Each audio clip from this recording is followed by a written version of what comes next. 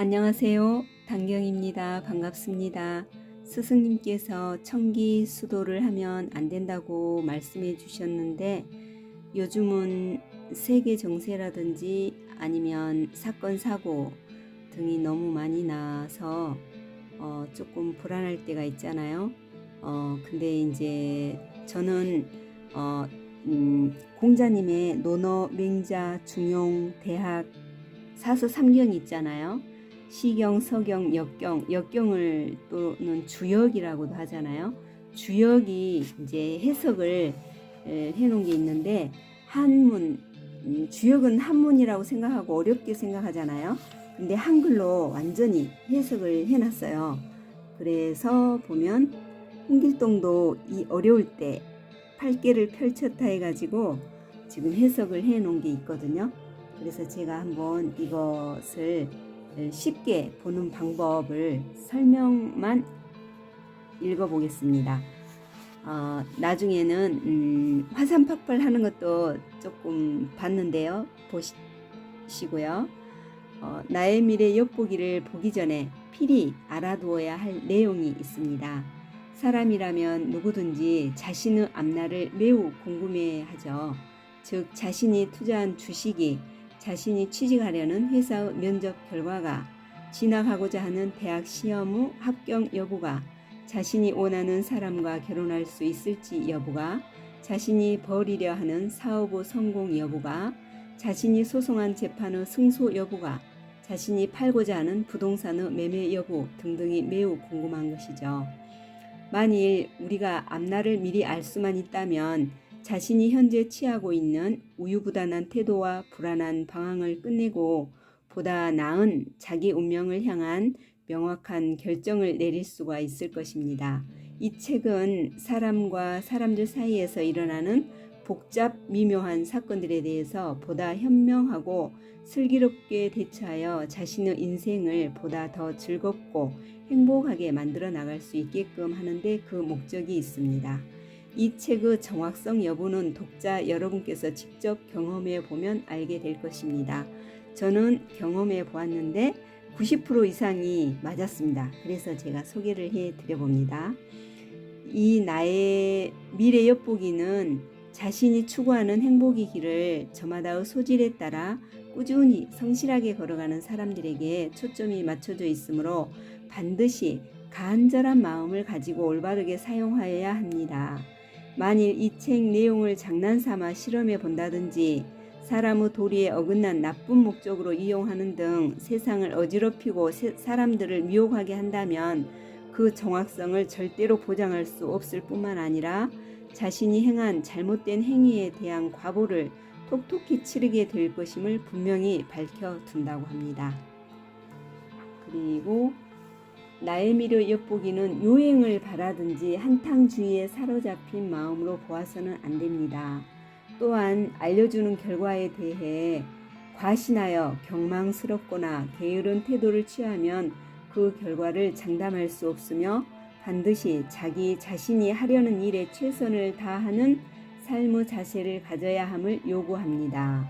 또한 독자 여러분이 나의 미래 엿보기를 알아본 결과 자기 자신이 마음속으로 바라는 내용이 아니라고 실망해서 또 다시 반복해서 알아보는 것은 정확성을 상실하게 된다는 사실을 미리 밝혀둡니다.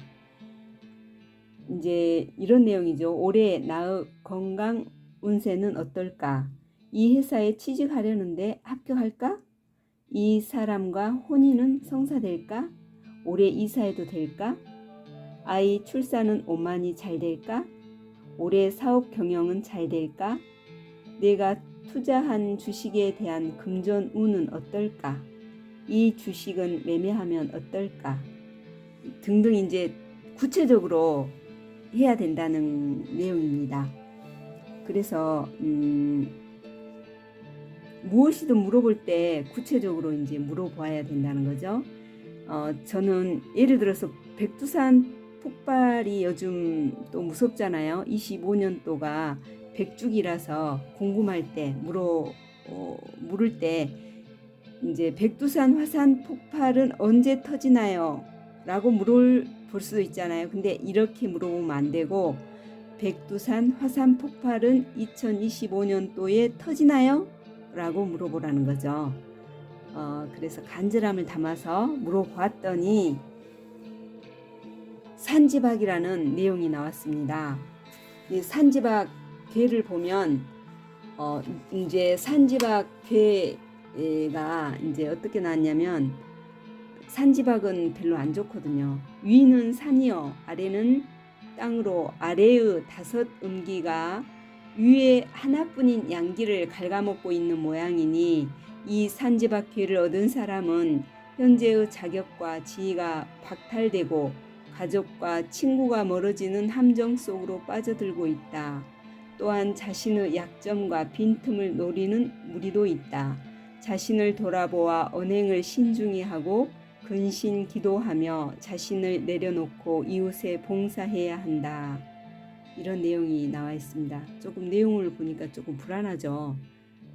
근데 이제 잘 행하고 남을 이해하고 항상 봉사하는 정신이라면 불안해할 것도 없이 내가 당장 죽는다 해도 불안해하지 않으면 상관없잖아요, 그죠? 근데도 이제 이왕이면 좀 어렵다면 그 길을 안 가면 더 좋은 일도 있으니까요. 미리 대비를 하라는 의미로 저는 말씀드린 겁니다.